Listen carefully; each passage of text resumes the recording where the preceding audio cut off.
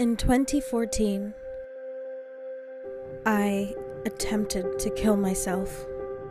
It did it. The monster in my head did it. After 6 months of dating, my ex-boyfriend got diagnosed with depression.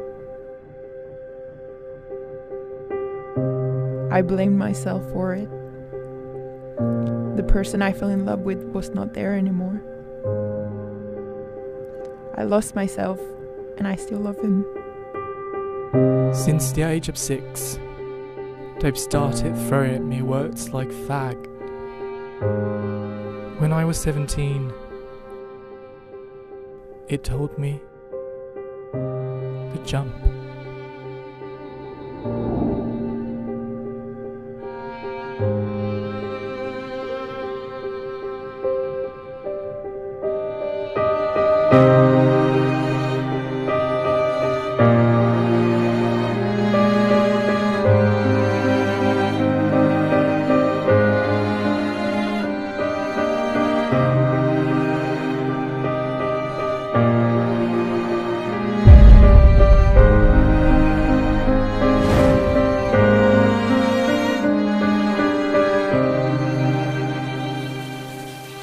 Be a man. Act like a man. You're fine. My parents, they always told me that I was too much like a girl and I was too girly, I was too feminine. Whenever I do anything, I would be thinking, am I manly enough? Am I doing it like a man? Am I too girly? And since the age of 6, I have been heavily bullied. I didn't really want to leave my house, I didn't want to make any friends, and I didn't think anyone could like me. I found out my ex-boyfriend had depression after maybe 6 months of dating him. He was really struggling to talk to me about them, and he would try to deal with depression on his own. I used to cry a lot when, it makes you feel very helpless when you can't do anything to help the person you love.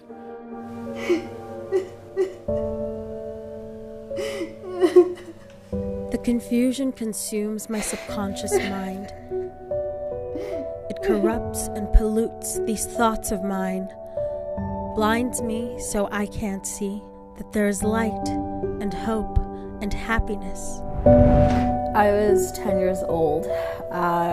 I'd gone to this weekend party thing. Everyone was super excited and happy and laughing and smiling, and I was not in that moment with them. So I ran away and went to go cry in someone's bedroom or something. And leading up to that, I'd also had suicidal thoughts and written that down, and it was weird for me because I didn't even know what all of it meant. I was 10 years old.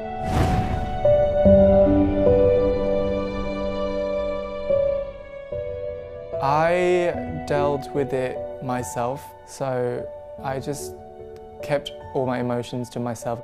I just drew pictures and things that will make me forget what happened on that day, or sing a few songs, or just, stay at home, do homework.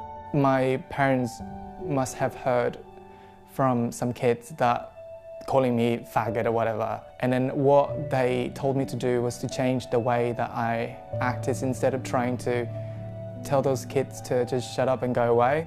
How I was talking, changed the way that I was walking. It felt like they didn't love me for who I was. I was running out of time. Everything that has happened since the age of 6.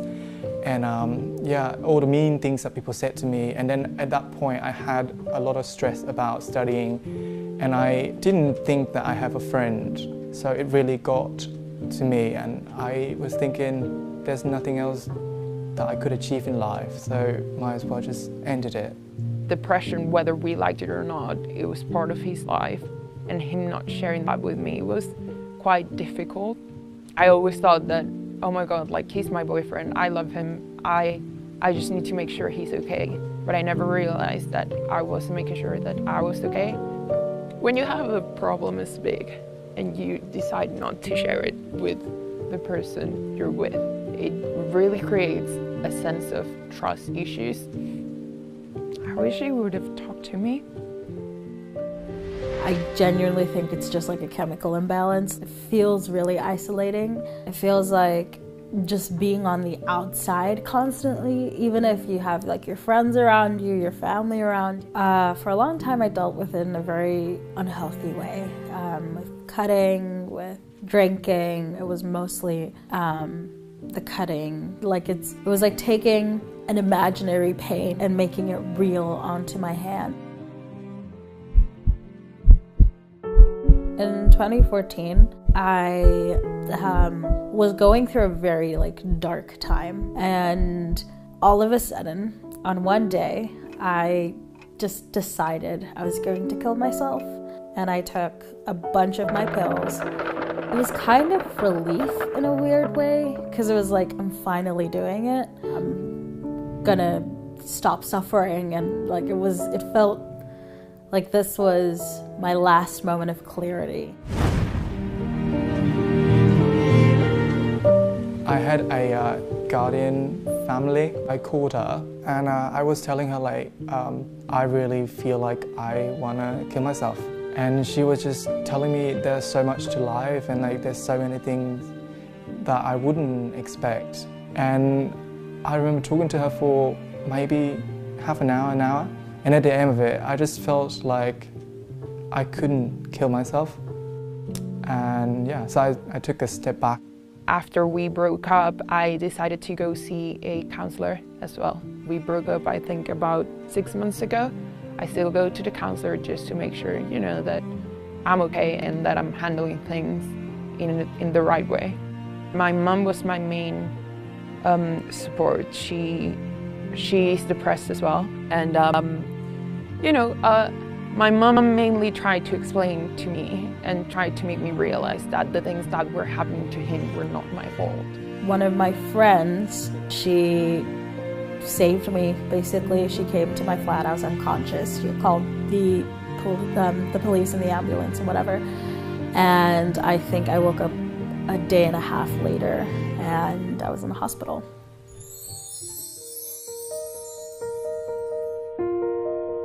Nowadays, I surround myself with really positive people who love me for who I am because I'm handling myself a lot better. I don't feel emotionally unstable anymore, and I'm very comfortable on my skin.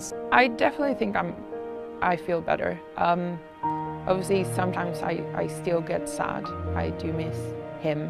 I miss the relationship, but life goes on. Well, I'm currently using Talkspace, which is an app. You get to pick which psychologist you want to work with. And medication-wise, I'm taking antidepressants, sleep medication for sort of my anxiety and insomnia, and mood stabilizers.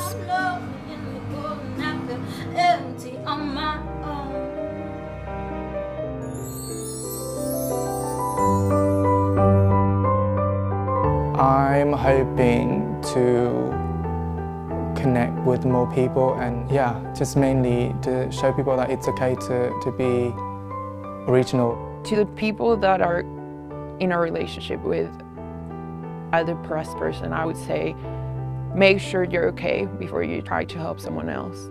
Because if you're not okay, any help that you might try to give will not be sufficient. Talk to someone. It's so hard to do, to get to that first person, but it's so important to not bottle everything up. And even if it's just one friend, even if it is just going to a therapist, that's fine. Just talk to at least one person.